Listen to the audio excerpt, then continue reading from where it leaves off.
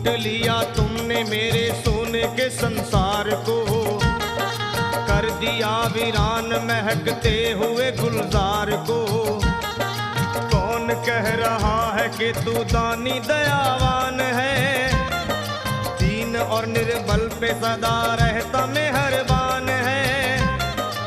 आज सभी बात तेरी मैंने लिया जान है, बस निर्दयी कठोर है।